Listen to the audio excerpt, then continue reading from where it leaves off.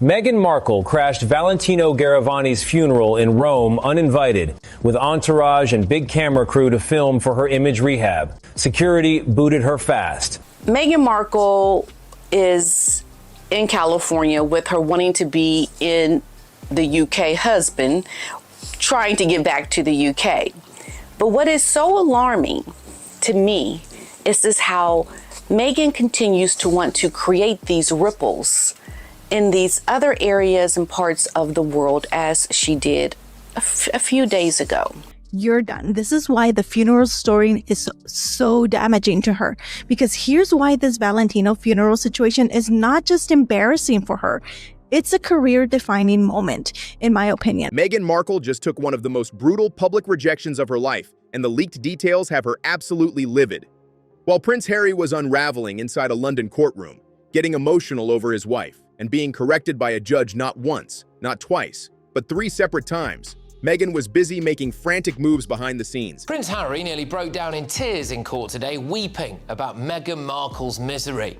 And he was told to stop arguing back by the judge. Well, Prince Harry was giving evidence in his privacy claim against the publisher of the Daily Mail and the Mail on Sunday in the High Court today. Sources say she was blowing up fashion insiders non-stop, trying to lock down an invite to Valentino's funeral in Rome, and the answer came back loud and clear: no chance. Now Hollywood insiders have laid the whole awkward operation bare, and it's beyond embarrassing. This wasn't just about a funeral. This was about Meghan's entire post-royal game plan cracking in real time. On January 19th, 2026, legendary fashion designer Valentino Garavani passed away in Rome at the age of 93, and the fashion world stopped. Legend in the fashion world has died. We're just getting word fashion designer Valentino Garavani passed away today after a life of creating beauty, the age of 93. But within hours of the announcement, insiders say Meghan went straight into hustle mode. According to Hollywood insider Rob Shooter, Meghan immediately began quietly reaching out to people deep inside Valentino's inner circle, hoping to score a seat among the fashion elite. Let that sink in. A global fashion icon had just died, and instead of staying quiet or sending private condolences, Meghan's first move was reportedly to work the phones, trying to get herself on the list. The funeral was scheduled for Friday, January 23rd, at the Basilica of Santa Maria degli Angeli in Rome, and the guest list was locked tight. This was high-level fashion royalty only: Tom Ford, Donatella Versace, Anna Wintour, Anne Hathaway, Elizabeth Hurley. Even Italian Prime Minister Giorgia Meloni was there. Over 10,000 people lined up for the public viewing, but Meghan wasn't aiming for the public line. She wanted inside access. Sources say she was very intentional about making sure her name didn't get overlooked, but here's where it fell apart. Meghan has never attended a Valentino runway show. She was never part of his inner circle. Meghan Markle has always wanted to be an A-lister. Not adjacent, not inspired by. She wants to be on the inside. But she genuinely believed that marrying into royalty meant that she could simply just inherit elite status and that everybody would just swing the door open for her. Yes, she's worn Valentino designs before, but so have millions of women around the world. And that alone doesn't earn a seat in Rome. This wasn't about paying respects.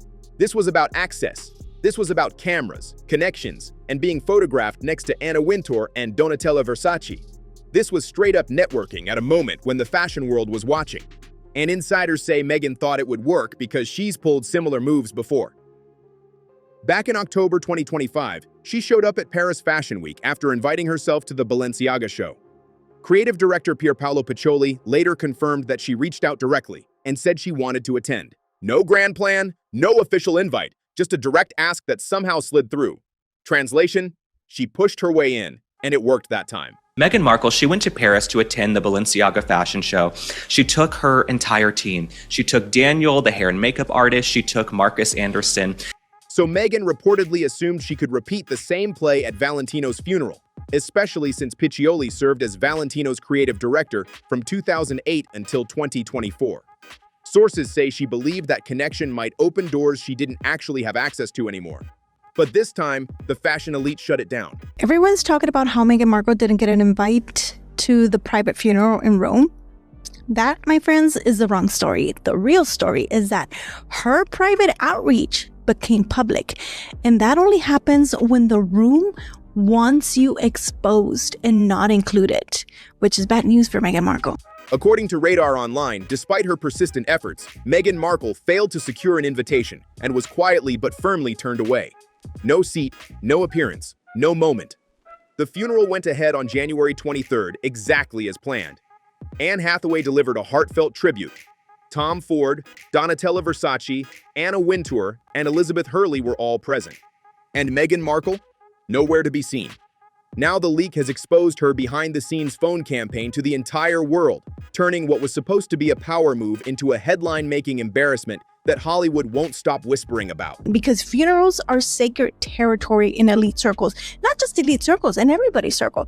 Especially if you have, a close-knit family and you're like, oh yeah, that blah, blah, blah. Everybody's very close-knit.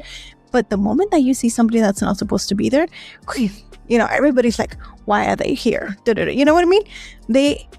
Everything is handled silently when it comes to funerals, when it comes to elite circles, privately and respectfully, because that's the way people function. If Meghan Markle truly was part of this inner circle, think about it. She wants to be part of it. She thinks she is. She's a wannabe. This is one of two things that would have happened. While Meghan was hustling on the phones, trying to crash a funeral, her husband Harry was in London from January 21st to 22nd, testifying in his lawsuit against the Daily Mail, and it did not go well. Harry appeared in the High Court to give evidence in his privacy case against Associated Newspapers. He's suing over 14 articles published between 2001 and 2013 before he even met Meghan, claiming illegal phone hacking and invasion of privacy. But instead of sticking to the facts, Harry got into arguments with defense lawyer Anthony White. Justice Matthew Nicklin had to step in multiple times. The judge reminded him, "You're doing what lots of litigants do. You tend to argue back. You don't have to bear the burden of arguing the case today. In other words, stop debating and just answer the questions." But Harry couldn't hold back. He kept going off on tangents. Then things got even more dramatic. In a case that had nothing to do with Meghan, these articles were from years before they met, Harry broke down in court. His voice cracked as he teared up, saying the press continues to target him and that they've made his wife's life an absolute misery. Prince Harry broke down in big boy tears as he gave some testimony today in his lawsuit against the Daily Mail, claiming that they have made his wife's life an absolute misery. Well, Harry, I'm sorry. Why does that have any bearing on this case at all? You're talking about articles that were written between 2001 and 2013, 3 years before you allegedly met your wife. So what does Meghan have anything to do with this trial? Why bring Meghan into a case about pre-existing articles? Because sources say she dominates even Harry's courtroom battles. He couldn't stop centering her story. Harry also insisted his friends never leaked information to the press. He claimed his social circle was airtight. He called journalists like Katie Nicholl and Rebecca English illegitimate, even though photos show Harry hugging Rebecca English at polo matches. Katie Nicholl had real insider access to royals for years, which makes the argument shaky. Now let's talk about the hypocrisy. Harry wrote a 400-page book, Spare, revealing that Prince William is circumcised, shared private details about losing his virginity, family texts, drug use at Courtney Cox's house, and fights with his brother. He monetized his own life for millions, did the Oprah interview, and produced a 6-hour Netflix documentary. And yet now he claims the media commercialized his life. The judge wasn't impressed, the defense wasn't buying it, and the public certainly wasn't. Meanwhile, Meghan didn't fly to London to support Harry. She was 5,000 miles away in California, making calls about a funeral. That says a lot about their priorities. If you've been following this saga, none of this comes as a surprise. Royal biographer Tom Bower predicted exactly this outcome. Bower wrote, "Revenge, Meghan, Harry, and the war between the Windsors." So Revenge was released in July of 2022. Since then, based on polling and media coverage, how would you describe the trajectory of Harry and Meghan's reputations professionally and personally? It feels like they've taken quite a bit of a dive. Yeah, I think professionally they've gone down dramatically, and I predicted it in the book. He interviewed over 80 people who knew or worked with Meghan and backed up every claim. Bower has long argued that Meghan is a social climber who uses people for access. She wants to be seen with the elite, but lacks the talent to truly belong. This Valentino funeral situation proves his thesis in real time. The fashion world watched Meghan making calls, trying to leverage a designer's death for a photo opportunity, and they shut her down. Bauer explains Meghan's fundamental problem. She's driven by ambition and image, not skill, and that gap keeps her from being part of the elite.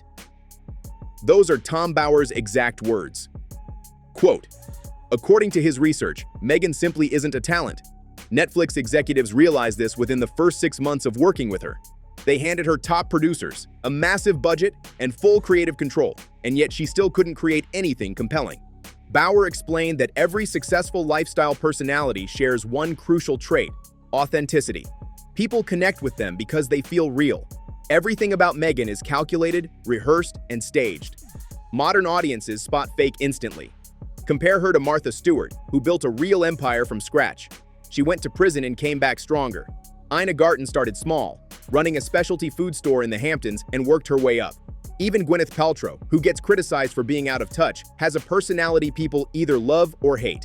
Meghan, by contrast, is playing a role. She's pretending to be someone she isn't, and viewers see right through it. Hard to tell you why I cannot stand Meghan Markle so much. After all, there are a lot of know-nothing, attention-seeking former actresses in this world. Part of it is because I do love the UK so much, and I think we effectively exported our worst cultural asset to hurt their royal family. And the other part of it, though, is the way that the media has always lapped up her obviously false claims and fed into her delusions of grandeur, which culminated in her and her husband, Prince Harry. Bauer predicted years ago that Meghan would never succeed in Hollywood because she lacks the one thing you can't fake: genuine charisma. He also said Harry is completely controlled by Meghan, that he can't make decisions independently, and that every choice he makes goes through her first. And what did we see in that courtroom? Harry constantly bringing up Meghan in a case that had nothing to do with her, turning his legal battle into a story about his wife's feelings. Exactly what Bauer predicted. Bauer's Netflix predictions have all come true.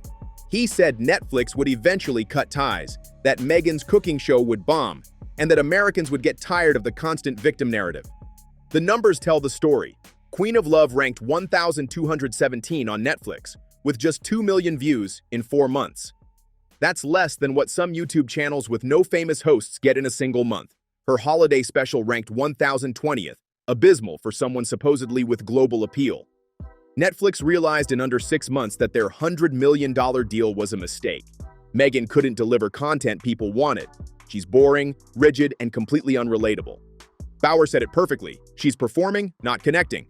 He also predicted the Paris Fashion Week fiasco, though even he might not have imagined just how tone-deaf it would be.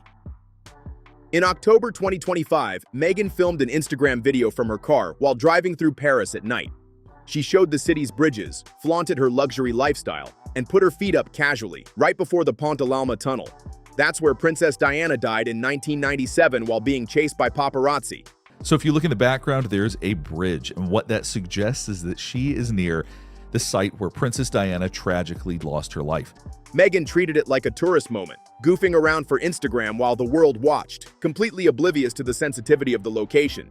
So you could see very briefly she lifted her left foot and then chose to put her right foot over it, which shows how intentional and planned this was. It shows that she's not just looking out a window, she's giving thought to what she's doing. This is all very intentional. So the question is this intentionally disrespectful to Princess Diana? Well, first let's talk about the significance of her filming her feet in this way. Interestingly, the feet are one of our least consciously controlled parts of our body.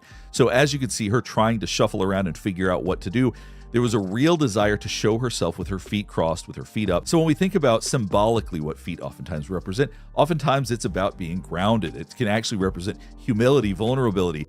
It was another example of calculated optics gone wrong. Proof that Bauer's criticism about her lack of genuine awareness and authenticity rings true. William was reportedly furious, and honestly, who could blame him? Tom Bauer would say this shows Meghan's total lack of self-awareness. She doesn't understand or respect the institution she married into. It's all about image and optics for her, nothing more. So what does Bauer say comes next? His predictions get even darker. Financial collapse is looming. Harry and Meghan reportedly spent $38 million on failed projects. Their Montecito mortgage is massive. Their lifestyle is lavish, and the money is running out fast. Legal trouble is on the horizon too. If Harry loses this Daily Mail case, he could be ordered to pay the publisher's legal costs, potentially tens of millions of pounds. That alone could bankrupt them. Their marriage is under strain. Harry wants reconciliation in the UK. He wants to repair ties with his family. Meghan wants Hollywood stardom, Fashion Week invitations, and A-list events. These goals clash completely. Bauer predicted that people would stop caring, and he was right. The opposite of love isn't hate, it's indifference, and the public has reached that point. Zooming out, the bigger picture is clear. Meghan tried to leverage a designer's death to boost her status, making calls and using connections, only to be publicly rejected. The fashion world saw her attempts and said no. Meanwhile, Harry humiliated himself in court, getting scolded by a judge and breaking down over his wife. Everything Bauer predicted is unfolding. Netflix canceled her show. Spotify ended their podcast. Hollywood and the fashion elite are shutting doors. Spotify is ending its relationship with Harry and Meghan. Reporting indicates that they were paid some $20 million for 12 episodes. And despite this astronomically high rate per episode, Meghan apparently could not find the time to actually conduct interviews herself and would have someone else do it. She would then edit in her voice as if she was the one doing the interview. One of the craziest things I have ever heard. But there are even more details on the Spotify project, which are just too good.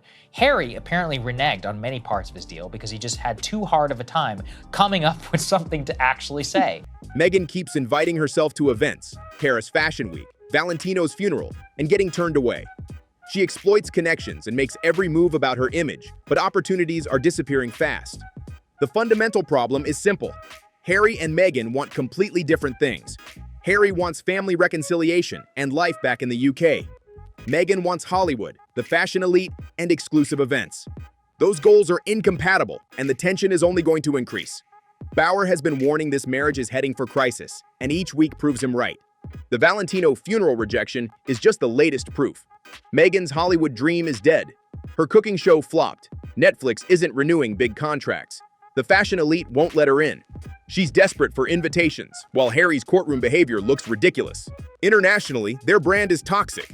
Nobody wants to work with them. The question isn't if they'll fail, they already have. The question is, how much worse will it get before they fade from public life? What do you think? Are we watching a marriage collapse in real time? Do you agree with Tom Bauer's take on Harry and Meghan? Drop your thoughts in the comments below. And if you want the latest updates on this royal disaster, don't forget to like, subscribe, share, and hit the notification bell so you don't miss anything. Thanks for watching, and I'll see you in the next video.